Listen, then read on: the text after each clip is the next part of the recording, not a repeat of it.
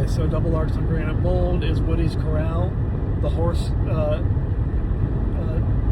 it's a horse corral, obviously, so it's where you get horses to explore on horseback, which is also almost a double arc of his family. So his dad loved to explore on horseback. Grandpa Posey likely loved to explore on horseback. We know Fitz liked to explore on horseback. We know that his mom liked horses, loved horses. Horses are a connection point between both sides of his family. And so while he has a foot on each side, horses are like a great unifier. And so for me, it's also a unification point of two arcs of his own story, which is kind of poetic. So where secrets of the past still hold. And so everything that I just said in the last video, there are all sorts of secrets and merger points that would have existed in this area, and that the horseback would have been horseback riding to both reveal or relive things, or the wilderness as it existed 100 years ago, or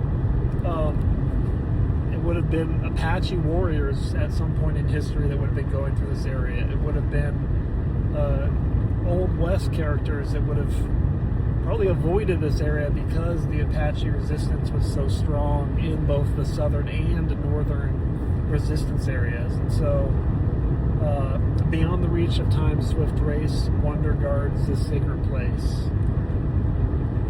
And so we were going towards Granny Mountain Trail, and then we kind of merged at Woody's Corral, which is kind of the same place. And so I don't feel like we're progressing back towards Granny Mountain. I feel like that was included, and then that was kind of double arcs, and the Woody's Corral was kind of brought into it. And so beyond the reach of time's swift race, essentially there is a trail then that leads to the campground areas and then back to the monument. And if you take that trail, the very first campground that you're going to pass is the Lower Scorpion. Yeah, Scorpion, like beetles. And I said lower. Yes, there are two.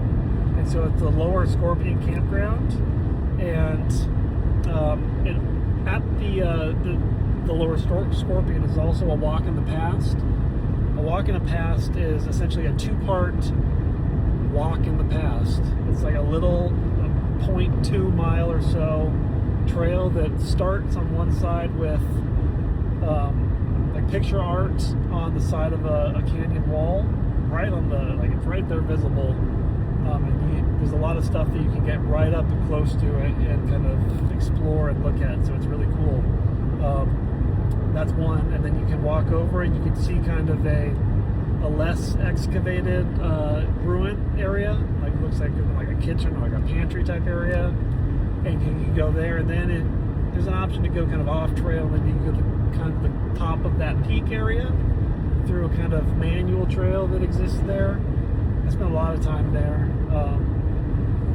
but I think that's telling us we're going past that. We're going past Lower, beyond the reach of time's swift race, beyond a walk to the past. Wonder guards this sacred place.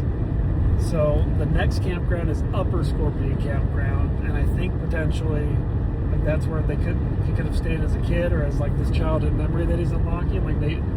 It's your first time to the monument, you probably stay right next to the monument. And both of those parking lots are circular, so you can go kind of around and around and around. You have little RV parking there as well. So I think maybe in this scenario, he's now going there for the night. And that is the day one of the Gila Wilderness experience. So he goes from the Silver City to the monument. Well, he goes from Tucson to Deming to Silver City to the monument to the parking east, essentially, of the monument, which kind of connects to Mom's house too. Where that's the difference between the Seguro National Monument and the National Park East. The different words are Monument, Park East. And so in this scenario, we are parking east of the monument.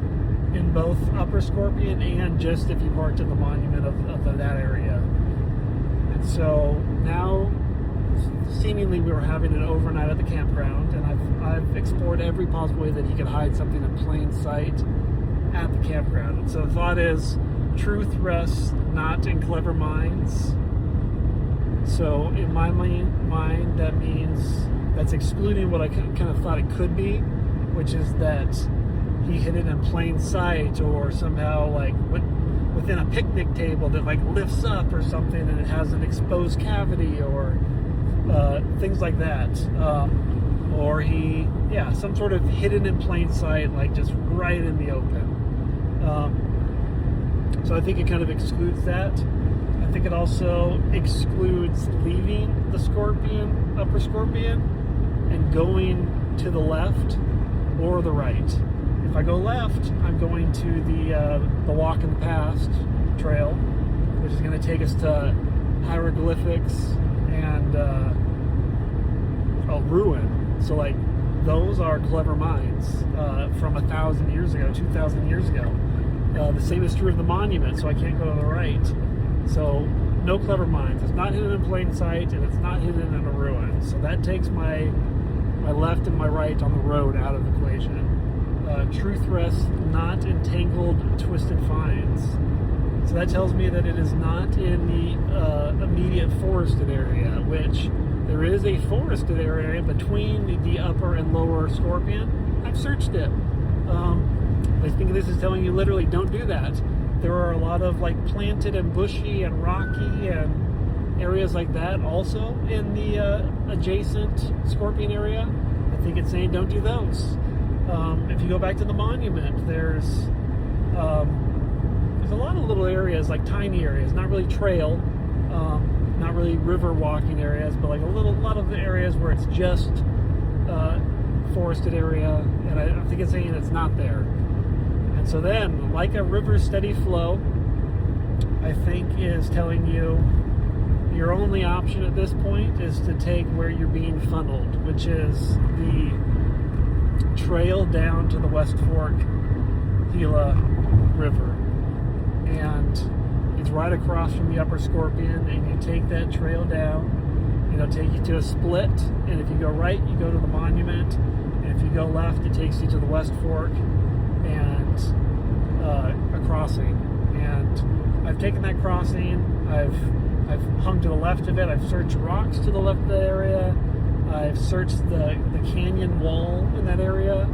I've kind of followed the river and searched like through the shrubbery there, but I've searched trees. Like I've spent time in that area, but like a river's steady flow, what you seek you already know. And so in my mind, I'm taking the only trail that I can, and what I seek is the water. It's the river.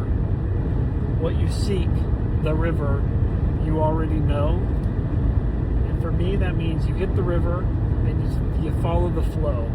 And that means, because it's connected to the last line, because it has the M dash, that means follow the flow. What you seek is the river, but I already know it, which means I need to follow it, because in Justin's like Fensolve and in Golden Greedy, he follows the canyon down until he has the aha moment. And that aha moment is Fen Rock or Marvin's Rock or whatever you want to call it. A rock that apparently he had memories from childhood as well. But like, why did he have an aha moment from seeing it coming the canyon down if it was from his childhood? Like, so that makes me think, okay, well maybe it wasn't from his childhood. Maybe I have to take the West Fork down to the area that is from his childhood, that resembles 9 Mile Hole, maybe like a rock that between the West Fork and where it merges with the middle fork at the confluence point, like that's my zone. Maybe even up to the river crossing, which is where I get on the middle fork. Like, that is a check mark of river. And I think that is my search area. That is my puzzle area. And that is also like a river corridor of the primary trail system of the Gila Wilderness. So like that river system, it hits the middle fork, it hits the bottom of Little Bear, it hits Woody's Corral, it hits it It goes by Granny's Mountain Trail, goes by Upper, Lower, Monument, goes by everything. Like the Middle and the West Fork are everywhere. All of my solves have been across those two. So that's it for this one.